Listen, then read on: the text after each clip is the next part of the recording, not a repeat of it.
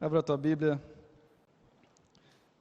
Evangelho de Mateus, no capítulo 8.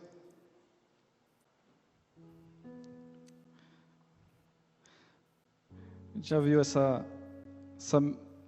esse texto umas 1000 vezes, mas hoje Deus falou muito ao meu coração e eu quero dividir com vocês um pouco desse texto conhecido. Mateus capítulo 8, versículo 23. O tema dessa mensagem: tempestades da vida. Entrando ele no barco, seus discípulos o seguiram. De repente, uma violenta tempestade abateu-se sobre o mar, de forma que as ondas inundavam o barco. Jesus, porém, dormia. Os discípulos foram acordá-lo, clamando: Senhor, salva-nos, vamos morrer. Ele perguntou: por que vocês estão com tanto medo, homens de pequena fé? Então ele se levantou e repreendeu os ventos e o mar, e fez completa bonança.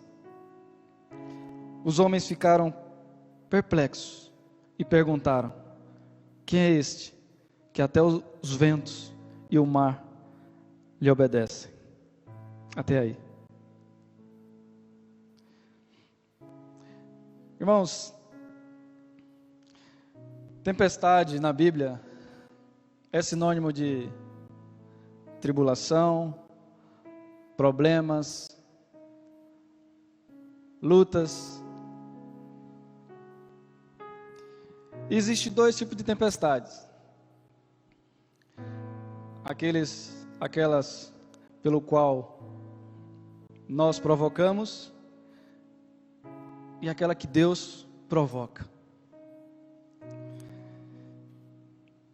E uma boa parte dessas tempestades que nós provocamos, a gente já entra no prejuízo.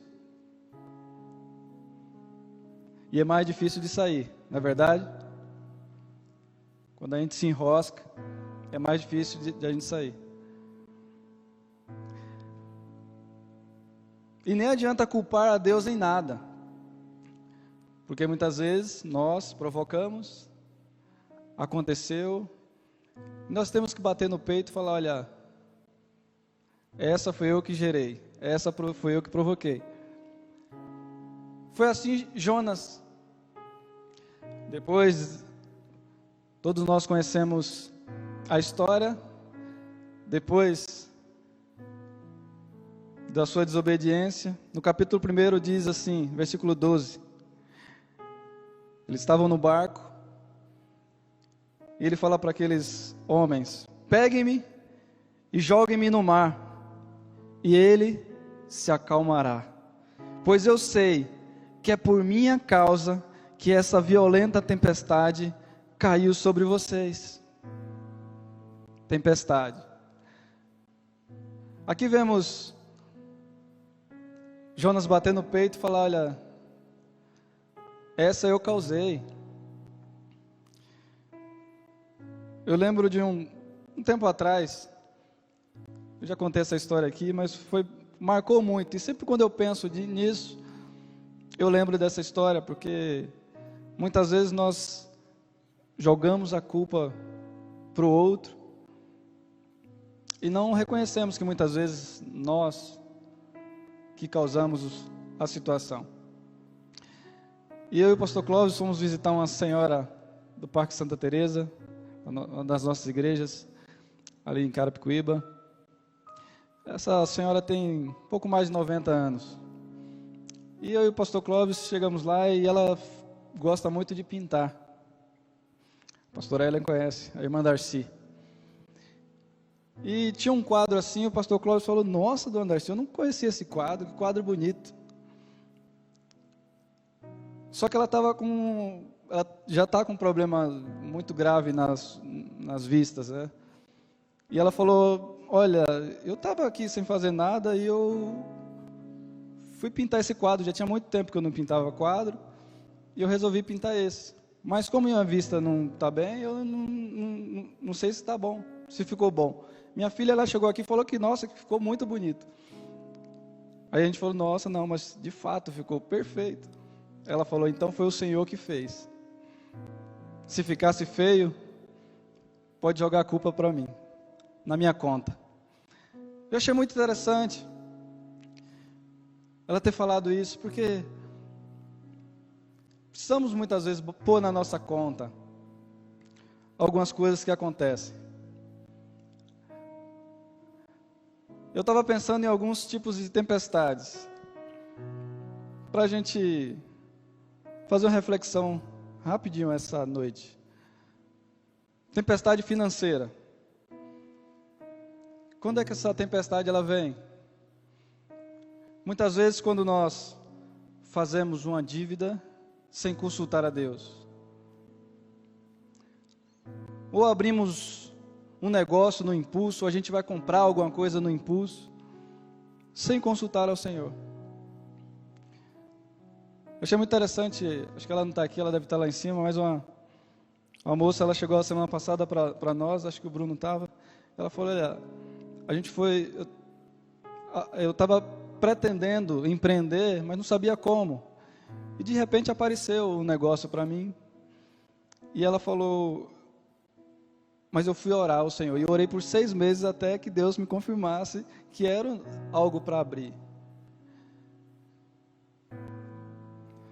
Então, muitas vezes, irmãos, nós compramos algo sem saber se vamos pagar. Lógico que tem situações que nós vamos fazer isso. Muitas vezes estouramos a fatura do cartão e por aí vai. Essa é uma tempestade financeira que nós se enroscamos muitas vezes. Tempestade emocional. Essa muitos de nós já fizemos, principalmente na nossa adolescência, juventude, onde tudo está aprontando para aquele relacionamento não dar certo, mas a pessoa acha, não, comigo vai ser diferente, comigo vai dar certo. Já vemos que pessoas que se enrolam na área emocional. Vemos hoje o Fábio Trujillo falou na Manhã com Deus sobre Sansão, onde o cara que se enrolou na sua vida emocional. Temos a tempestade familiar. Quando é que nós provocamos essa tempestade? Quando nós não usamos a sabedoria. Quando falta sabedoria no nosso lar, na nossa casa. Era para ficar calado, mas abriu a boca. Era para falar baixo, aumentou o tom de voz. Era para resolver o conflito em um determinado momento, ou em outro momento, mas aproveitou o momento da ira, do ódio, do estresse, do cansaço, da cabeça quente. E aí, a tempestade familiar chega. A gente provoca. Na criação dos filhos, quando nós não ensinamos a criança no caminho que se deve andar, e aí, depois de um tempo, a criança cresce, não quer saber de Deus, não quer saber de nada, e muitas vezes os pais colocam a culpa no outro, na escola, na igreja, e por fim, em Deus. Existem outros tipos de tempestades aí, irmãos, que a gente poderia estar falando aqui, que nós causamos, mas já dá para ter uma noção de que algumas coisas, algumas lutas que acontecem conosco, algumas tempestades que estamos vivendo é porque foram consequências de nossas ações, os nossos atos lá atrás. Assim também as próximas tempestades que virão, talvez no futuro. Tudo isso vai depender como nós lidamos com isso hoje. Se nós provocamos ou não essas lutas. Porém, existem lutas que não fomos nós que provocamos. Existem tempestades que não foram nós que provocamos. É esse texto que nós acabamos de ler, não foi os discípulos que provocou. Em Atos capítulo 27, nós vemos a história do apóstolo Paulo também, onde houve uma tempestade por 14 dias, e aquela tempestade não foi ele que provocou. Então existem tempestades, lutas, que nós não provocamos, acontece. Gênesis capítulo 32, diz que Jacó, ele não provocou a luta com o anjo, pelo menos não está escrito, olha, Jacó cutucou o anjo veio e lutou com ele, não. O anjo que lutou com Jacó. Vemos Davi, que não provocou Golias. Quem provocou Davi? Foi Golias.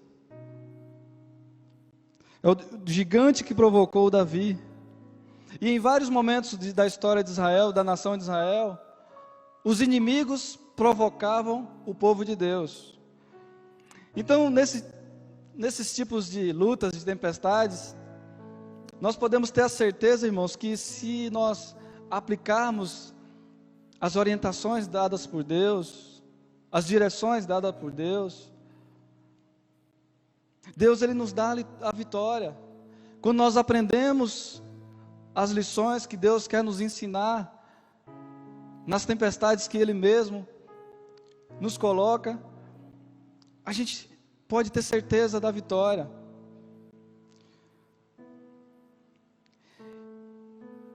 Vemos essa tempestade aí, essa luta onde Jesus ele entra no barco primeiro e os discípulos o seguem, entra depois.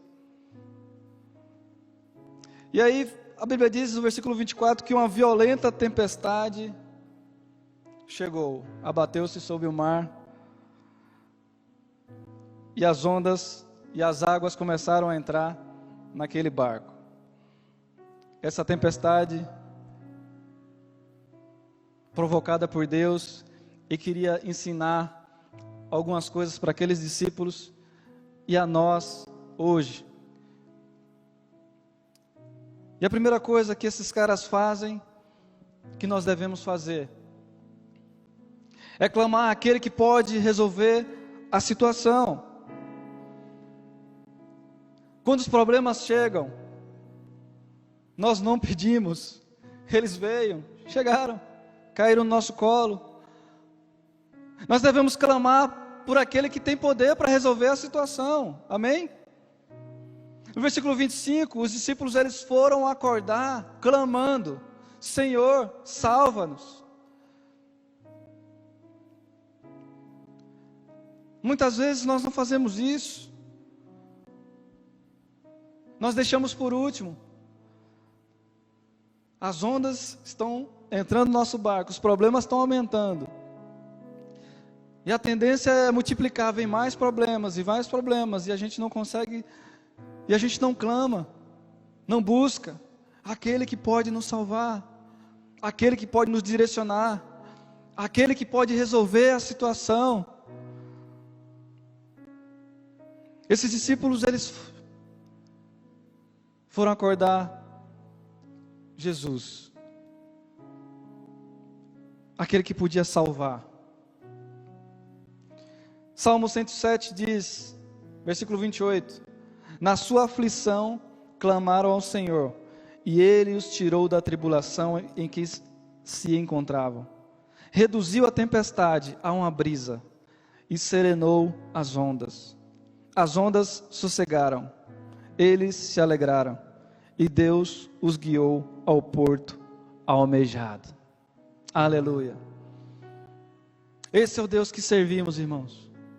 Ele requer que, na nossa aflição, na nossa angústia, no momento de desespero, nós clamemos a Ele, porque Ele é que pode nos tirar dessa tribulação, que talvez você se encontre essa noite.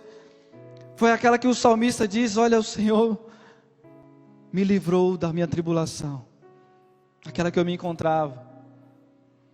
Reduziu a tempestade, foi diminuindo, foi minimizando as ondas, e por fim as ondas sossegaram. Não sei de que forma Deus vai fazer sobre o teu problema. Ele pode estalar o dedo e você já dormir com o problema resolvido. Ou Ele pode te dar direções, situações, onde esse problema ele vai reduzindo, diminuindo, e acalmar, e sossegar, e eliminar todo o problema. Jesus é o único que pode fazer isso, irmãos. E você está no lugar certo. Você veio para o lugar certo. Você se conectou no lugar certo. Ele pode acalmar qualquer tempestade que existe.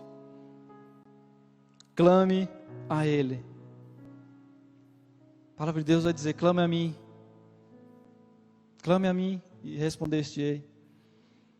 Clame a Ele, irmãos. Busque. Continue buscando. Continue clamando. Porque Ele é que pode resolver a tua situação. Talvez o médico não dê jeito, mas Ele é o médico dos médicos. Talvez o advogado não dê jeito. Apocalipse vai dizer que Ele é o nosso advogado, o advogado fiel, que entra em providência nas nossas causas. E se Ele abriu a ferida, Ele é o Deus que vai curar. Se Ele levantou o problema, é Ele que vai trabalhar para que o problema seja resolvido. Mas enquanto isso, Ele quer nos ensinar algumas coisas. A primeira é clamar. A segunda é vencer o medo. Versículo 26, ele vai dizer: por que vocês estão com tanto medo? Irmãos, o medo daqueles caras é legítimo. Por experiência de barco que aqueles caras tinham por toda a vida deles, uma violenta tempestade antecedia a morte. Estavam no meio do mar, não havia mais nada o que fazer. Em Atos 27 vemos isso também. Olha, não havia mais esperança de salvamento. Não havia mais esperança de salvação. Por quê? Tempestade forte. As ondas já estão jogando água para dentro do barco. Já não há mais esperança. E o que é que vem? Medo, pânico, pavor. Aqueles caras já tinham vivido isso em outras situações. Esse medo. Porém agora é diferente, irmãos. Agora, a única diferença, sabe qual é que era? Jesus estava no barco. Antes da nossa conversão, antes do nosso encontro com Deus, não tínhamos perspectiva. Vamos viver a vida que a morte é certa. Tínhamos muitos medos. E uma das coisas que eu tinha medo era de morte também, irmãos. Tinha medo de morrer. Não sei você, mas eu tinha muito medo de morrer. Mas no dia da minha conversão eu lembro que acabou esse medo. Deus tirou de fato esse medo da minha vida, do meu coração. Então, depois de Jesus, quando Ele entra na nossa vida, quando Ele entra no nosso barco,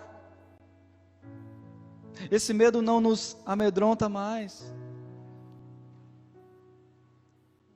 Queridos, Jesus já tinha mostrado aos discípulos, e vemos em textos anteriores, Ele tinha mostrado o seu poder sobre os demônios, de libertar, sobre a enfermidade, Ele estava vindo numa sequência de estar curando pessoas enfermas, doentes. E agora ele quer mostrar aos seus discípulos o seu poder, até mesmo sobre a criação, acalmando uma violenta tempestade.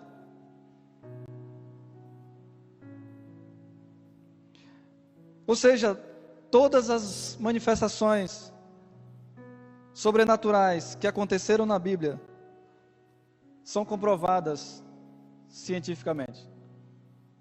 Nenhuma tese bíblica foi desconstruída até hoje pela ciência. Quando olhamos, principalmente o Antigo Testamento, a abertura do mar. Apesar que a ciência ela vai dizer que foi um vento oriental, depois foi um vento ocidental e o mar se abriu. O que eles não explicam é como é que o povo e Moisés estariam exatamente naquele momento ali. Aí a ciência vai ter que dizer que foi sorte. Mas nós entendemos que foi um Deus, o Deus da criação. Nós vemos as pragas do Egito, comprovadas cientificamente. Vemos o relógio de Acás, Josué parando o sol, Deus mostrando o seu poder sobre a criação. E a ciência até hoje está apenas comprovando, reafirmando a verdade. Então, irmãos, se essa tempestade que você está passando, se foi provocada por Deus, não tenha medo. Não tenha medo. Ele está muitas vezes nos forjando e nos preparando para coisas ainda maiores. Vemos no capítulo 9 que ele começa a mostrar aos discípulos seu poder sobre a morte. Então, o medo faz parte da nossa essência. Ele evita muitos desastres, nos preserva de consequências ruins que poderíamos passar, nos protege de cairmos em tentação. Mas o medo que Jesus está falando aqui, está repreendendo dos discípulos, é a que nos rouba a capacidade de experimentar o sobrenatural. O que Jesus está chamando a atenção dos discípulos aqui é a falta de fé deles para viver o extraordinário, o sobrenatural. É a ausência de fé. Ainda eles não estavam com o limite, ou com a dimensão de fé que Jesus queria que eles tivessem. Então Jesus vai dizer: homens de pequena fé, vocês precisam adquirir mais fé. Mas o medo, eles têm paralisado vocês. O medo, eles têm bloqueado vocês. E é muitas vezes assim que nós não desfrutamos de coisas sobrenaturais ou coisas extraordinárias, irmãos, da parte de Deus. É porque o medo nos paralisa. E tem paralisado muitos cristãos. E a gente não avança para um próximo nível, não cresce em um nível mais profundo, porque é melhor ficar acomodadozinho aqui, sentadinho. O que eu já vivi está bom demais, já experimentei, já vivi algumas coisas, já fui curado, já fui curada, então tá bom. Mas Jesus, Ele sempre vai nos chamar, irmãos, para um nível mais profundo. Que nessa noite a sua fé possa ser aumentada. Porque com Jesus no barco, Ele é o amor, e o amor lança fora todo medo, amém? Deuteronômio capítulo 31 diz: sejam fortes e corajosos, não tenham medo, nem fiquem apavorados por causa delas, pois o Senhor, o seu Deus, vai com vocês, nunca os deixará, nunca os abandonará. Aleluia. Queridos, depois do ensino, Deus se encarrega em resolver de fato o problema. Versículo 26, a parte B, diz que Jesus ele se levantou e repreendeu os ventos e o mar, e fez completa bonança. A tempestade deles, aquela tempestade era pedagógica, era para aprender, trazia uma lição. Irmãos, enquanto a nossa fé não estiver na medida que o Senhor quer que esteja,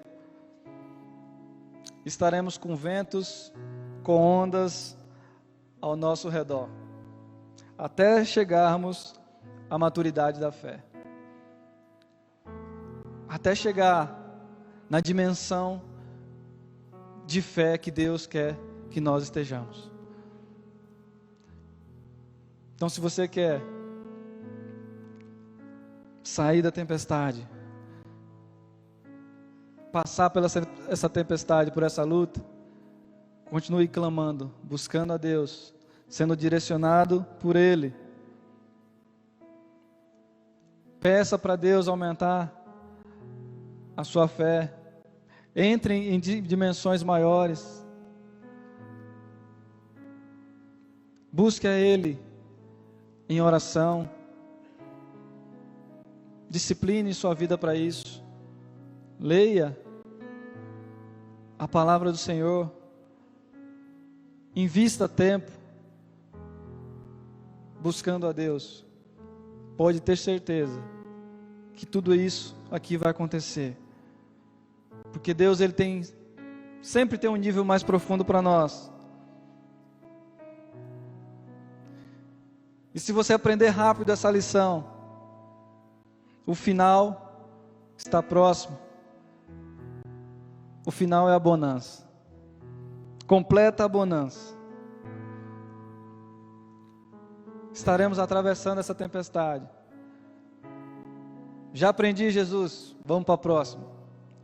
Talvez a próxima vai ser mais difícil, mas já aprendi essa, não preciso ficar nessa não. Vamos para a próxima. E queridos, nós ficaremos perplexos com as maravilhas de Deus na nossa vida, sabia? Na nossa casa, na nossa família. Aqueles caras ficaram perplexos e perguntaram: quem é este que até os ventos e o mar lhe obedecem?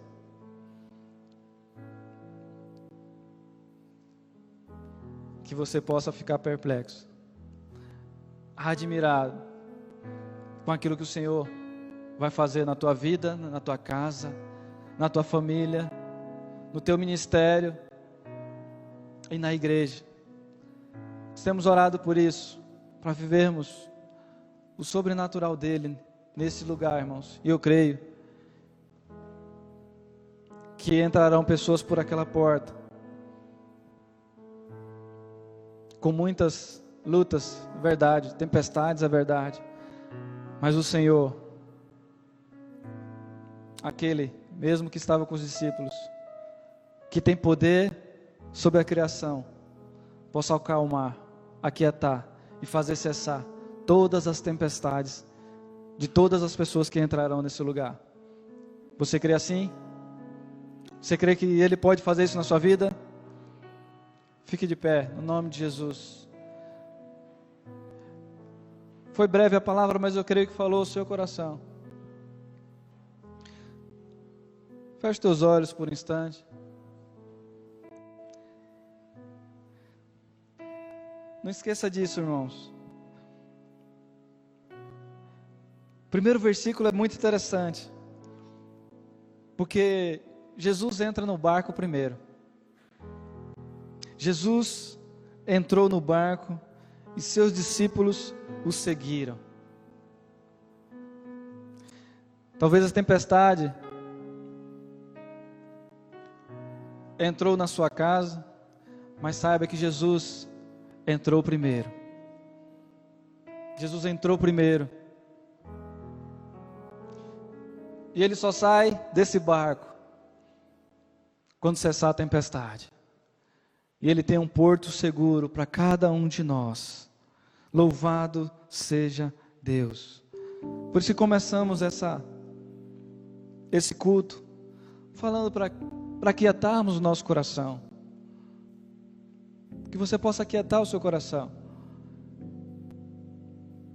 Mas pastor, é muita tribulação. Você não sabe o que eu estou vivendo. E eu posso dizer que você também não sabe o que eu estou vivendo. Mas o Senhor sabe o que nós estamos vivendo. E esse mesmo Jesus que estava com os discípulos está no meu barco e está no teu barco. E Ele é poderoso para acalmar essa tempestade. Retorno ao primeiro ponto. Os discípulos clamaram a Jesus: Senhor, salva-nos. Essa oração que você pode fazer agora. Qual a tempestade que você está vivendo? Talvez seja nos negócios, talvez seja na sua empresa, talvez seja na sua família, com seus filhos. Clame a Deus. Esse é o momento que a gente vai separar alguns segundos para clamar a Deus por socorro. Senhor, salva minha família, salva minha casa, salva meus filhos, salva meu esposo, salva minha esposa. Clame a Ele nesse momento, queridos. Rompa a barreira. Dissipa o medo. Ele está encarregado nessa noite de resolver a tua situação, a tua causa, o teu problema. Em nome de Jesus. Em nome de Jesus. Em nome de Jesus.